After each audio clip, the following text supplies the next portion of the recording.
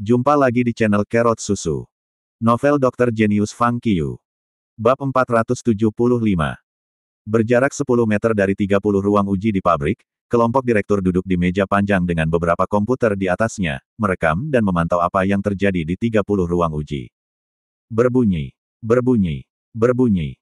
Tidak lama sebelum pemeriksaan dimulai, alarm berbunyi, bip berbunyi. Mendengar suara itu, setiap orang dari kelompok sutradara segera menoleh dan melihat layar monitor di komputer. Mereka melihat kilatan cahaya merah tiba-tiba pada layar monitor kedua hingga terakhir dari komputer kelima. Ini kamar 29. Terkejut, Direktur Li Huawen berseru, apakah itu Fang Qiu? Iya. PD di sebelahnya, yang telah mengikuti Fang Qiu, segera mengangguk. Dia adalah orang yang membawa Fang Qiu ke ruangan itu. Kenapa dia menekan tombol merah sekarang? Tanya Li Huawen. Hanya sedikit lebih dari 1 menit. Apakah dia sudah selesai? Desa asisten direktur. Itu tidak mungkin. Kunjungi VIP Novel. Com. Direktur Li Huawen segera menggelengkan kepalanya dan berkata, ada 50 jenis herbal. Bagaimana dia bisa selesai mengidentifikasi mereka dalam 1 menit? Menghapus waktu membuka paket, dia mengidentifikasi setiap ramuan dengan 1 detik, bagaimana dia bisa membuatnya? Yang lain mengangguk setuju. Belum tentu. Pada saat ini, 3 dokter yang sangat terampil yang telah berdiri datang menghampiri. Sambil tersenyum, Li Zhengtang berkata, jika dia terbiasa dengan herbal sampai batas tertentu, adalah mungkin untuk mengidentifikasi masing-masing dari mereka dalam 1 detik. Apakah dia? Li Huawen terkejut. Fang Qiu adalah orang yang sangat serius tentang kompetisi, jadi dia seharusnya tidak menekan tombol secara tidak sengaja, kata Li Zhengtang. Ayo pergi dan lihat. Direktur Li Huawen segera bangkit dan meminta asisten direktur untuk terus merekam. Kemudian dia mengikuti 3 dokter yang sangat terampil dan segera berjalan menuju Fang Qiu. Tidak lama setelah mereka pergi dari sana ada kilatan lampu merah di kamar 30. Berbunyi, berbunyi, berbunyi. Segera, keempat pria itu datang ke kamar 29. Direktur Li Huawen mendorong pintu terbuka dan 3 dokter yang sangat terampil masuk.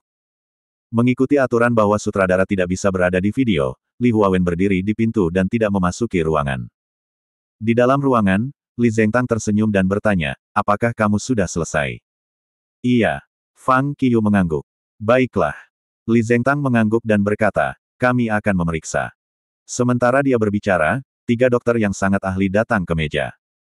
Ini ramuan palsu, dan ada yang asli, kata Fang Qiu, menunjuk ke tumpukan herbal yang lebih besar di atas meja.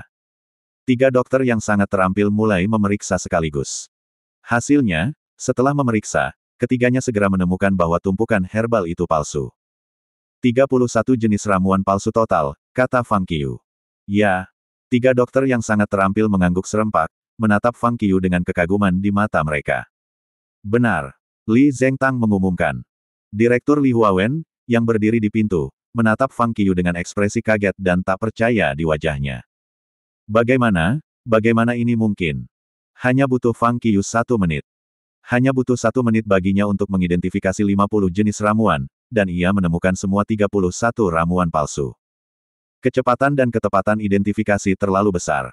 Kamu bisa keluar sekarang, kata Li Zhengtang kepada Fang Qiu, tersenyum. Bagus. Fang Qiu mengangguk dan berbalik untuk pergi.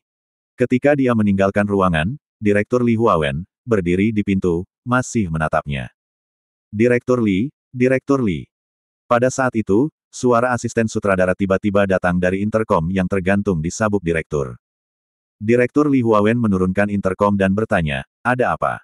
Kontestan di kamar 30 juga sudah selesai. Ini Luo Jie, kata asisten direktur. Oke, aku mengerti. Direktur Li Huawen mengangkat alisnya dan mengangguk sekaligus. Kedua orang ini benar-benar bukan yang biasa. 3 hakim, tolong mulai penilaian. Setelah mengatakan ini kepada ketiganya, Direktur Li Huawen berbalik dan kembali ke kelompok direktur untuk melanjutkan rekaman.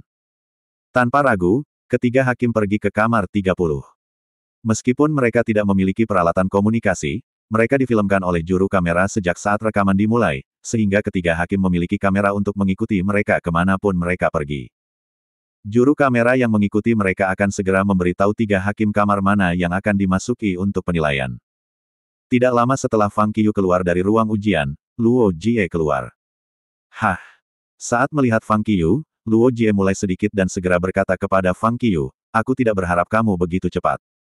Anda benar-benar membuat saya terkesan. Aku baru saja keluar, jawab Fang Qiyu sambil tersenyum. 10 menit kemudian, tes selesai. 30 kontestan berkumpul kembali di ruang terbuka antara ruang ujian dan kelompok direktur. 3 juri menentang 30 kontestan. Sekarang, aku menyatakan hasil kompetisi ini. Melihat semua kontestan, dokter yang sangat terampil Li Zhengtang berkata, dalam tes ini, ada 7 orang yang tidak mendapatkan semuanya dengan benar. Dari 23 yang tersisa, 3 yang mengambil waktu paling lama akan dihilangkan bersama dengan 7 yang tidak mendapatkan semuanya dengan baik.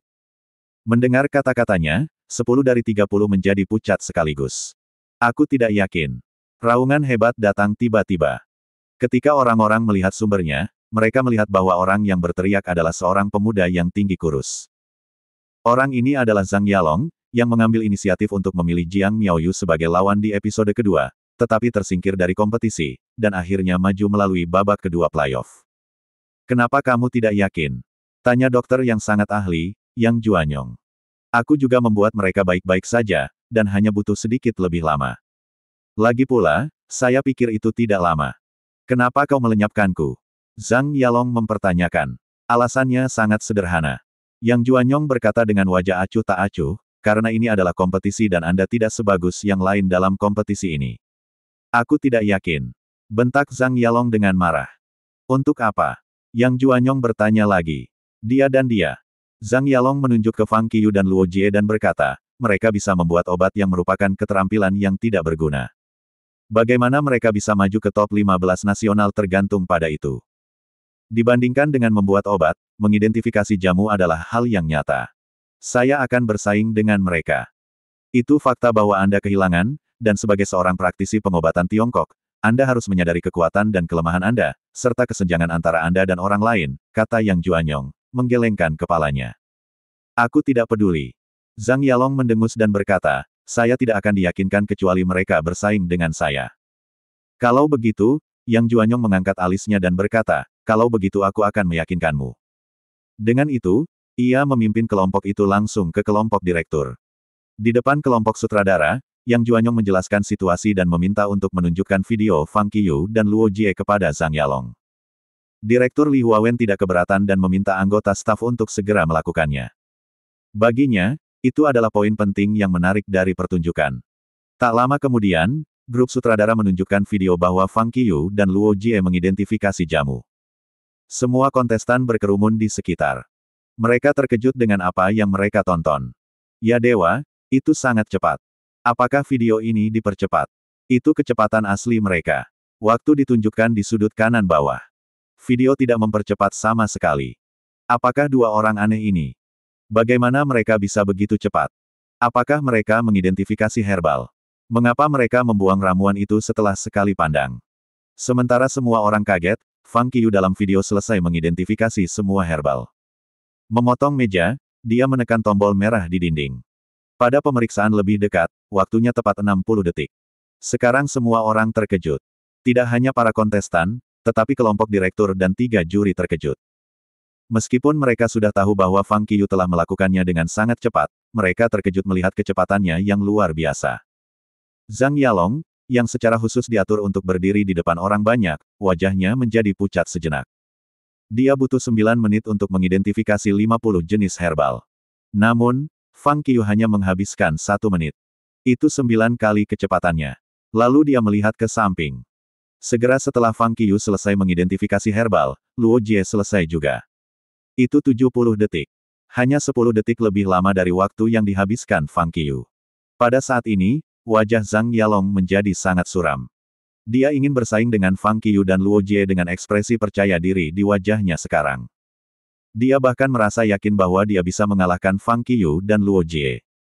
Setidaknya dia akan memenangkan salah satu dari mereka. Tetapi sekarang, melihat kecepatan mereka, dia menyadari betapa lemahnya dia. Sekarang, permintaan untuk bersaing dengan Fang Qiyu dan Luo Jie sangat konyol. Mereka sangat hebat. Mereka layak untuk langsung masuk ke 15 besar nasional. Mereka bahkan tahu cara membuat obat-obatan, bagaimana mereka tidak bisa memberitahu ramuan asli dari yang palsu. Tidak heran sutradara membiarkan mereka langsung maju. Itulah alasannya. Saya pikir setelah mereka selesai, mereka tidak akan mengambil bagian dalam merekam episode. Saya tidak berharap mereka menjadi bagian dari rekaman. Nilai mereka terlalu bagus untuk menjadi kenyataan. Siapa yang bisa mencocokkan mereka dengan kecepatan seperti itu? Ya, aku mendengar itu dari mereka berdua, yang terbaik dari kita semua menghabiskan 90 detik. Itu 30 detik lebih lama dari catatan Fang Qiu. Seseorang menghabiskan 540 detik. 540 detik tidak seberapa dibandingkan dengan 60 detik. Sisa kontestan mendiskusikan masalah ini. Mendengar keterkejutan dan pujian, Zhang Yalong merasa lebih malu. Dia melakukannya dengan cepat, jadi apa? Zhang Yalong mengertakkan gigi dan berkata, fakta bahwa mereka cepat tidak berarti mereka melakukan semuanya dengan benar. Fang Qiu dan Luo Jie mengidentifikasi semua herbal dengan benar, kata dokter yang sangat terampil Yang Juanyong. Mendengar kata-katanya, Zhang Yalong menatap Fang Qiu dan Luo Jie dengan tak percaya, seolah-olah dia mendapat pukulan berat. Sisa kontestan juga kaget. Pada kecepatan ekstrim ini, mereka bisa melakukan semuanya dengan baik. Kekuatan mereka tidak memungkinkan mereka untuk ditanyai. Baiklah. Direktur Li Huawen keluar tepat waktu dan berkata, kompetisi ini telah berakhir. Selamat kepada 20 kontestan yang telah maju ke babak selanjutnya. Saya juga berharap bahwa para kontestan yang tersingkir di babak ini tidak akan memiliki banyak tekanan. Anda telah melakukan pekerjaan dengan baik. Terus mencoba. Begitu direktur selesai berbicara, 10 yang telah dieliminasi dibawa pergi oleh staf. Itu saja untuk rekaman hari ini. Menghadapi 20 kontestan yang telah maju, Direktur Li Huawen mengatakan, rekaman berikutnya akan berlanjut besok pada waktu dan tempat yang sama seperti hari ini. Terima kasih masih bersama channel Carrot Susu. Bab 476. Keesokan harinya, Fang Qiu dan Jiang Miaoyu tiba di ruang konferensi di hotel tepat waktu. Hari ini, kami akan merekam episode kelima, dan 15 dari 20 kontestan akan maju. Direktur Li Huawen berkata, subjek dari episode ini adalah mengambil ramuan obat. Mendengar hal itu, semua orang tercengang. Meramu ramuan obat. Sungguh subjek yang sulit. Dalam keterampilan medis, akal sehat, keterampilan diagnostik, para kontestan ini tidak lemah dan sangat percaya diri. Tetapi meramu ramuan obat adalah keterampilan yang berbeda. Ada banyak cara lain untuk meramu ramuan obat seperti halnya ada orang di dunia. 1 tetes air lagi, 1 derajat lebih rendah suhunya, obatnya akan sangat berbeda. Jelas, grup program akan menyaring dan menghilangkan kontestan berdasarkan nuansa. Selama periode pembusukan, 3 hakim akan selalu memperhatikan teknik pembusukan Anda dan akhirnya menilai obat sesuai dengan kemanjurannya, sehingga dapat menentukan peringkat, kata Direktur Li Huawen. Ketika mereka mendengar aturan, para kontestan berpikir itu seperti apa yang mereka harapkan. Para hakim tidak hanya memperhatikan cara ramuan obat diramu tetapi juga pada properti obatnya. Lalu semua orang merasakan tekanan. Selama kompetisi dimulai, mereka harus melakukan yang terbaik dan berkonsentrasi pada setiap langkah. Selanjutnya, di bawah pengaturan kelompok program, 20 kontestan naik bus dan datang ke gedung pabrik kosong tempat kompetisi kemarin diadakan. Ketika mereka kembali, mereka menemukan bahwa 30 kamar yang sementara dibangun di pabrik kemarin telah dihancurkan dan diganti dengan 3 susunan kompor persegi. Setiap larik persegi terdiri dari 6 tungku yang disusun dalam bentuk busur. Di sebelah setiap tungku adalah segala yang dibutuhkan untuk meramu ramuan obat. Kompor diberi jarak lebih dari 1 meter. Di depan setiap susunan persegi ada seperangkat meja dan kursi untuk para hakim. Kenapa hanya ada 18 kompor? 3 juri, 6 kontestan untuk masing-masing. Saat melihat kompor, para kontestan mulai berdiskusi. Seperti yang Anda lihat, kata Li Zhengtang, menunjuk ke 3 susunan kompor, karena Fang Qiu dan Luo Jie telah maju ke 15 besar, mereka tidak perlu berpartisipasi dalam putaran ini, jadi ada 18 kontestan dalam ini bulat. Mendengar kata-katanya, semua orang mengangguk. Tidak ada yang mempertanyakan Fang Qiu dan Luo Jie. Bagaimanapun, keduanya telah menunjukkan kemampuan kuat mereka kemarin. Karena mereka sangat pandai memproses dan membedakan tanaman obat, keterampilan dasar mereka dalam meramu tanaman obat tidak dapat dipertanyakan. Jadi, meminta mereka untuk berpartisipasi dalam kompetisi hanya akan menghabiskan energi dari 3 juri. Akan lebih baik untuk mencegah mereka. Siap, perekaman dimulai. Direktur Li Huawen berteriak, semua kontestan bebas memilih kursi. Mendengar kata-kata sutradara, 18 orang itu menyebar di bawah lensa banyak juru kamera dan mulai memilih kompor. Beberapa saat kemudian, ketika semua kontestan selesai memilih kompor, ketiga juri dengan bebas mengambil tempat duduk. Kompetisi dimulai. Dengan perintah direktur, kompetisi rebusan tanaman obat resmi dimulai. Tetapi dalam kompetisi semacam ini, tidak ada yang terburu-buru. Setiap orang mulai meramu ramuan obat langkah demi langkah dengan sangat hati-hati. Sementara itu, 3 juri dengan cermat mengawasi para kontestan yang menjadi tanggung jawab mereka. Adapun Fang Qiyu dan Luo Jie, mereka tidak terlibat dalam seluruh proses. Mereka hanya menonton dari samping, dan kadang-kadang seorang juru kamera akan menembak mereka. Hasil akhir tidak keluar sampai 3 p.m. Sebagai keturunan keluarga pengobatan Cina, Jiang Miaoyu berhasil masuk ke peringkat 15 besar nasional. Selain dia, Gu Shaoyu, Leng Wenzuo, Li Sanxiao, dan Chen Ziju, keturunan dari 4 keluarga pengobatan Cina juga tidak diragukan lagi masuk dalam 15 besar nasional. Kualifikasi lainnya semuanya ahli. Tidak ada keraguan bahwa 15 ini adalah anggota paling elit di generasi muda sejak mereka telah muncul dari begitu banyak orang di negara ini untuk menjadi top 15 nasional hari ini. Tidak ada yang mudah ditangani. Bagi Jiang Miaoyu dan Fang Qiyu, tantangan ke depan akan semakin besar. Rekaman sudah berakhir. Akhirnya, setelah mengidentifikasi 15 besar di negara itu, Direktur Li Huawen mengumumkan bahwa rekaman itu sudah berakhir, mengatakan, rekaman berikutnya akan dalam 2 minggu, dan kami akan mengirimi Anda pesan teks minggu depan untuk memberitahu Anda situasi spesifik. Sekarang abaikan. Mereka yang perlu kembali ke hotel dapat naik bus kelompok program, dan mereka yang tidak bisa pergi sekarang. Lalu semua orang bubar. Fang Qiyu dan Jiang Miaoyu tidak kembali ke hotel bersama kelompok program. Setelah orang lain pergi, Fang Qiyu membawa Jiang Miaoyu berjalan-jalan di sekitar pusat kota Bozu dan makan banyak makanan ringan lokal. Kemudian dia membawa Jiang Miaoyu ke taman hiburan dan tinggal di sana sampai malam sebelum kembali ke hotel. Hari berikutnya, Fang Qiyu kembali ke Jiangjing bersama Jiang Miaoyu. Setelah kembali ke sekolah, Jiang Miaoyu pergi ke Chu Yunyun untuk melapor. Fang Qiyu kembali ke asrama, melepas ranselnya, dan menuju perpustakaan. Ketika dia datang ke ruang perpustakaan, Fang Qiyu tersenyum dan berteriak, "Tuan Su, aku kembali." Oh. Duduk di mejanya, Su Miaolin melirik Fang Qiyu dan bertanya dengan kosong, "Apa yang kamu lakukan di sini?" "Saya siap untuk menjalani pemeriksaan untuk dokter yang cerdas," jawab Fang Qiyu. "Yah."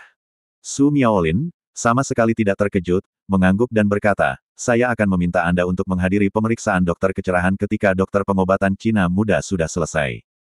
Tetapi karena Anda telah menyebutkannya, mulailah bersiap sekarang." "Baik." Fang Qiyu mengangguk, dan berkata, "Mengapa kamu tidak memilih ladang untukku?" Mendengar kata-katanya, Su Miaolin mengerutkan kening dan berpikir. Su Miaolin sebelumnya menjelaskan kepada Fang Qiyu tentang dokter-dokter yang cerdas dan metode penilaian. Dokter yang cerdas adalah mereka yang telah belajar tentang dasar-dasar pengobatan Tiongkok dan dilatih dengan baik oleh master sejati. Mereka mewarisi pengetahuan guru mereka. Mereka memahami patogenesis dan dapat mendiagnosis secara komprehensif dan dialektik dengan pemahaman dan kemampuan luar biasa di beberapa bidang. Untuk seorang dokter pengrajin untuk menjadi seorang dokter kecerahan, ia harus menghafal setidaknya 3 klasik dari satu bidang dan lulus tes yang dirancang oleh 5 dokter kecerahan di bidang yang sama dari Asosiasi Pengobatan China Provinsi tanpa kesalahan. Sebenarnya, Fang Qiyu telah merencanakan untuk melakukan pemeriksaan untuk dokter yang cerdas untuk waktu yang lama. Namun, dia tidak pernah memutuskan bidang mana yang akan dipilih. Itulah mengapa itu terus berlanjut. Sekarang, Fang Qiyu melemparkan pilihan itu pada Su Miaolin. Dia ingin Su Miaolin menasihatinya. Bagaimanapun, dalam tahun ini, kekuatannya dalam pengobatan Tiongkok dikaitkan dengan kebahagiaan masa depan Su Miaolin. Untuk menjadikan Fang Qiyu seorang dokter yang sangat terampil, Su Miaolin akan mencoba segala cara untuk mengajarkan Fang Qiyu hal-hal terbaik. Meskipun Su Miaolin telah melakukan hal yang sama sebelumnya, perbedaannya adalah bahwa Su Miaolin sekarang merasa sedikit lebih bersemangat. "Baik." Sambil merenung, Su Miaolin bergumam sebelum melanjutkan, "Lalu pilih, ladang pengganti bumi, dari Li Dongyuan, salah satu dari 4 dokter hebat di dinasti Jin dan Yuan." Ladang pengisian bumi. Fang Qiyu membeku sesaat, dan informasi tentang Li Dongyuan dan field yang mengisi bumi segera muncul di benaknya. Li Dongyuan adalah salah satu dari 4 dokter besar dalam dinasti Jin dan Yuan dalam sejarah pengobatan Tiongkok. Dia adalah pendiri teori tentang limpa dan perut dalam pengobatan Tiongkok. Dia menekankan peran penting yang dimainkan limpa dan perut dalam tubuh manusia. Karena limpa dan lambung milik bumi pusat dalam 5 unsur, doktrinnya dikenal sebagai ladang penambah bumi.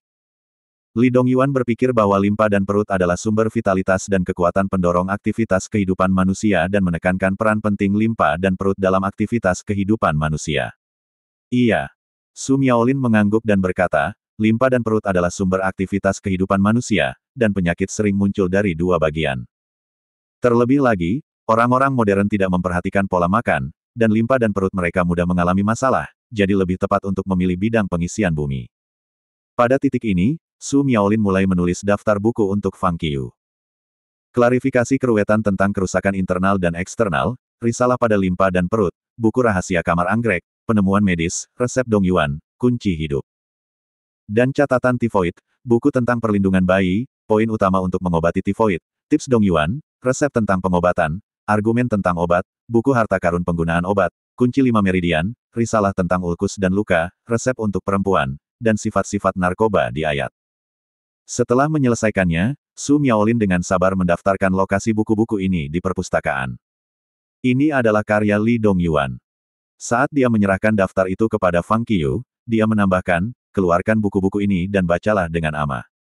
Selain itu, pemeriksaan untuk dokter kecerahan diperlukan untuk mendaftar terlebih dahulu, setidaknya 10 hari sebelumnya.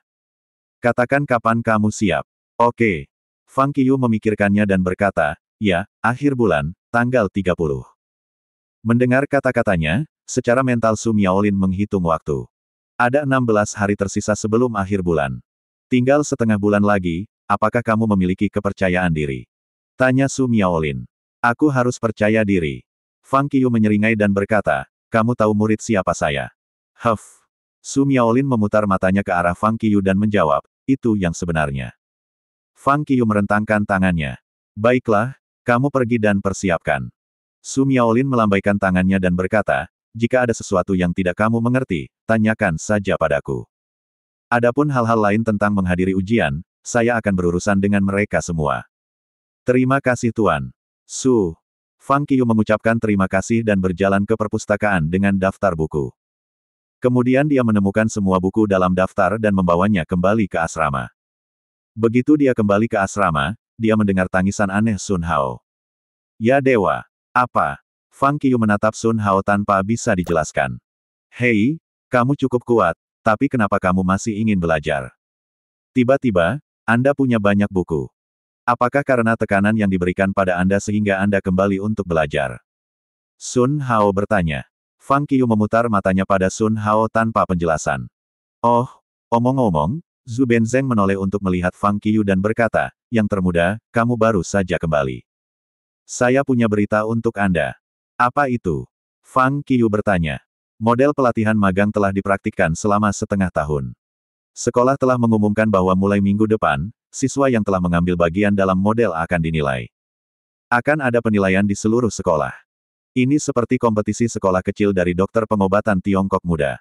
Sekolah akan membandingkan kinerja rata-rata siswa dengan siswa dalam model ini untuk melihat seberapa baik model pelatihan magang bekerja.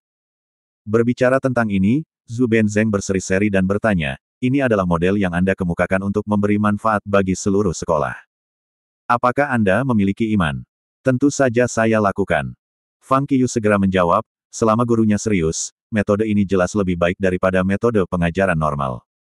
Meskipun dia berkata begitu, ini bukan aktivitas Fang Qiu. Yang harus ia lakukan adalah berkonsentrasi mempersiapkan diri menghadapi pemeriksaan dokter yang cerdas. Selain itu, hari berikutnya adalah hari Jumat. Pertempuran terjadwal dengan King Feng Jian Li Chengtian akan berlangsung di malam hari. Meskipun ada banyak tempat pemandangan terkenal di Jiangjing, yang terkenal di seluruh negeri, tidak ada banyak turis di hari kerja. Namun minggu ini, kota yang biasanya sunyi itu tiba-tiba menjadi ramai. Entah mengapa, setiap hari sejumlah besar orang datang ke sini dengan kereta api, kereta, pesawat, dan bus berkecepatan tinggi. Begitu mereka tiba di Jiangjing, mereka bergegas ke pinggiran kota.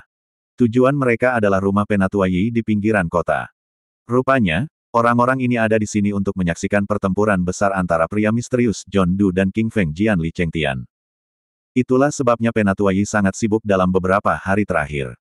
Praktisi seni bela diri dan pemimpin bela diri dari seluruh negeri, tidak peduli apakah mereka ahli atau tidak, pergi ke rumahnya segera setelah mereka tiba di Jiangjing.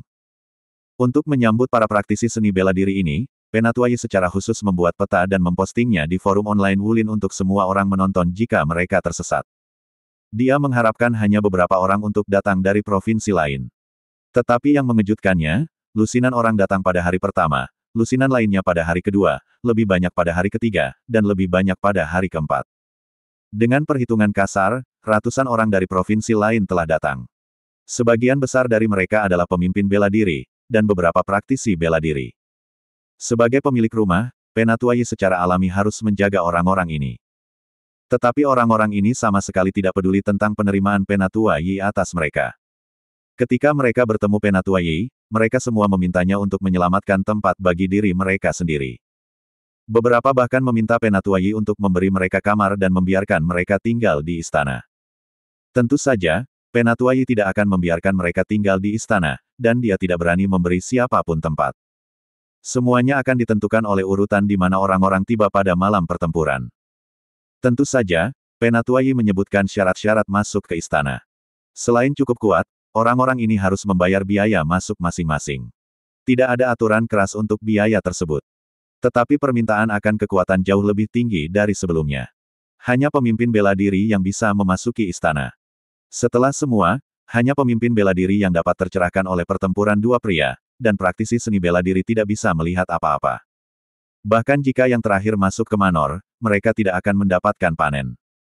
Akhirnya, setelah Penatua Yi mengeluarkan peraturan, semua orang menetap di pinggiran kota. Kemudian, hampir semua hotel di pinggiran kota sudah penuh dipesan. Dalam keadaan seperti itu, beberapa orang pergi ke Manor untuk minum teh dengan Penatua Yi dan bertukar pikiran tentang kultivasi setiap hari untuk lebih dekat dengan Penatua Yi dan dengan demikian mendapatkan posisi tetap. Tetapi Penatua Yi tidak mementingkan diri sendiri dan tidak memberi mereka kesempatan. Ini membuat para pengunjung ini sangat tidak berdaya. Banyak dari mereka yang marah dengan Penatua Yi, tetapi setelah dipikir-pikir, mereka tahu Penatua Yi bukanlah seseorang yang bisa mereka sakiti. Lagi pula, dari kediaman Penatua Yi orang misterius John Doe menjadi populer, dan sekarang John Doe telah menetapkan lokasi pertempuran di kediaman Penatua Yi. Tampaknya dia lebih dekat dengan Penatua Yi. Memikirkan hal ini, banyak orang yang marah hanya bisa menekan kemarahan di hati mereka dan tidak berani berselisih dengan Penatua Yi.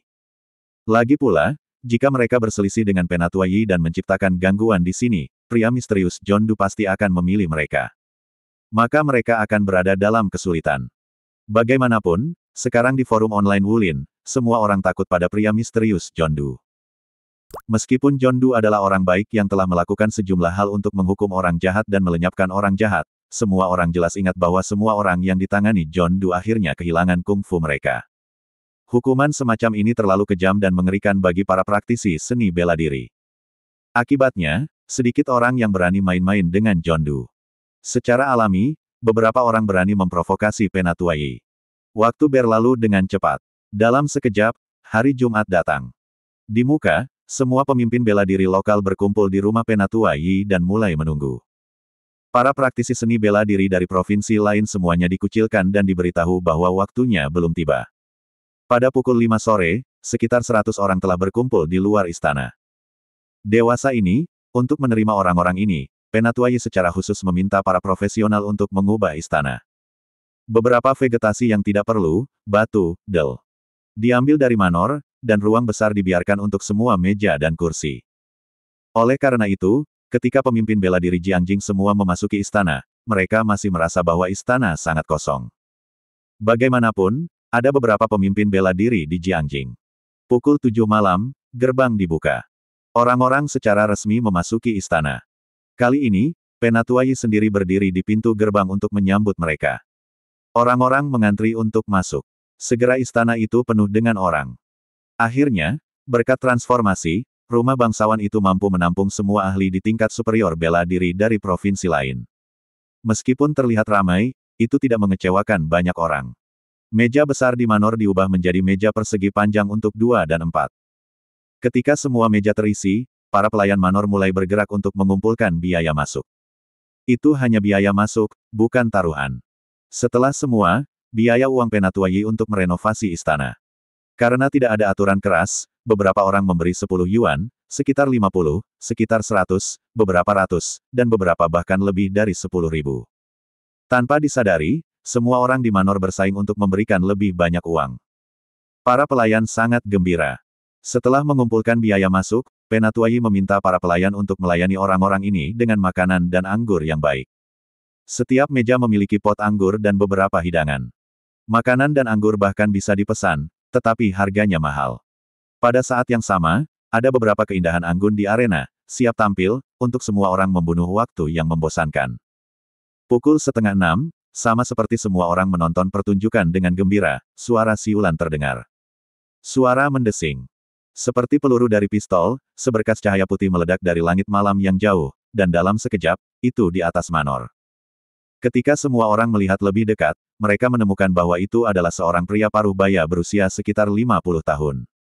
King Feng Jian Li Chengtian. Saat melihat pria ini, seluruh hadirin terkejut. Dia layak menjadi marsial superior kelas 8 dengan meridian terbuka. Kemampuannya untuk bergerak di udara telah mencapai tingkat seperti itu. Dia bisa tinggal di udara begitu lama. Semua orang terkesiap, menatap Li Chengtian yang melayang di udara. Pada titik ini, Penatuai bangkit, meminta para pemain di arena untuk pergi, dan menangkupkan tangannya untuk menyambut Li Chengtian. Silahkan. Swoosh. Tanpa berkata apa-apa, Li Chengtian bergegas turun dan mendarat di arena. Sekarang penonton bisa melihatnya dengan jelas. Dia mengenakan pita bersulam putih yang diikatkan di kepalanya, jubah sutra putih, dan selempang tua tentang selembar tangan di pinggangnya. Pada pandangan pertama, dia tampak halus, seolah-olah dia bukan orang di dunia sekuler. Selain pakaiannya, Li Chengtian memiliki wajah persegi dengan alis yang gagah, hidung Romawi, dan mata yang tajam. Sekarang dia memiliki pedang yang sangat aneh di tangannya.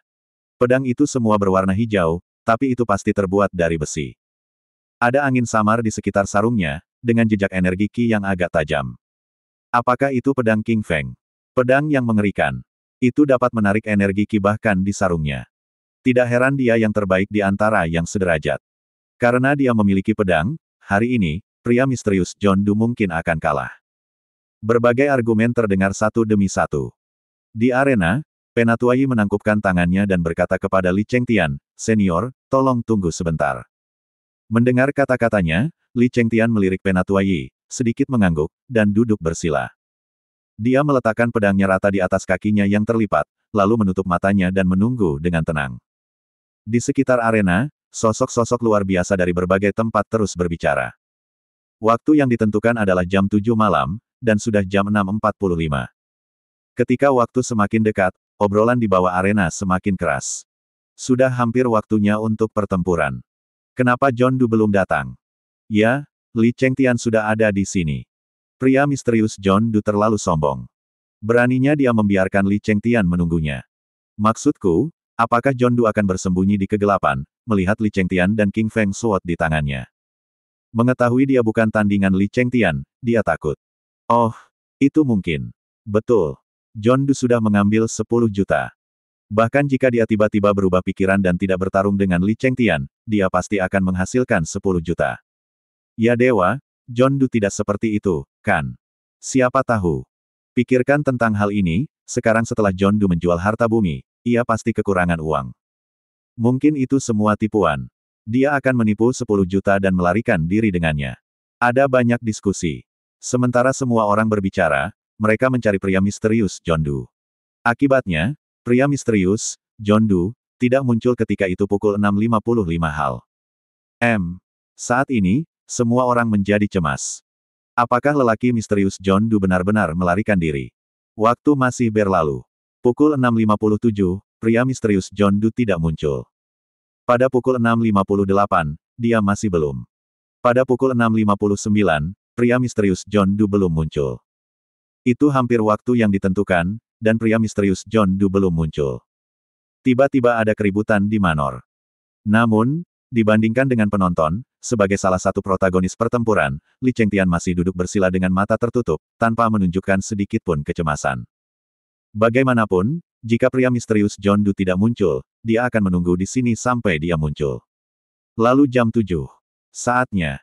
Semua orang dengan panik mencari-cari pria misterius John Du. Pada saat itu, ada peluit tiba-tiba. Wah! Mereka melihat ke arah sumber suara. Ketika mereka menoleh, mereka melihat sosok gelap bergegas ke arena. Ketika dia mendarat, tidak ada suara, seperti bola kapas. Kerumunan melihat dari dekat dan melihat bahwa pria itu mengenakan pakaian olahraga hitam dan topeng hitam. Hanya matanya yang terlihat. John Doe. Haha, dia akhirnya ada di sini. Kupikir dia kabur dengan uang itu, tapi ini dia. Bagaimana bisa John Doe melarikan diri? Selama dia memiliki keterlibatan untuk bertarung, dia pasti akan datang, bahkan jika dia harus pergi ke luar negeri, apalagi di rumah. Misalnya, bukankah dia pergi ke Mongolia luar terakhir kali? Yah, dia sudah datang, tapi terus kenapa? Dia mengudara. Saya akui bahwa pria misterius John Doe kuat, tetapi ketika mereka telah membuat janji, dia meminta Li Chengtian menunggunya selama 15 menit. Apakah dia terlalu sombong? Dia bukan selebriti yang akan berjalan di karpet merah. Apa ini tentang mengudara? Waktu yang ditentukan adalah pukul 7, dan sekarang dia telah tiba tepat waktu. Kenapa dia harus datang lebih awal? Apakah itu berarti dia mengudara ketika dia tidak datang lebih awal?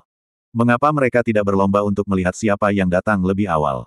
Obrolan menyebar. Di arena, Li Chengtian, yang duduk bersila dengan mata tertutup, akhirnya membukanya ketika Fang Qiyu mendarat.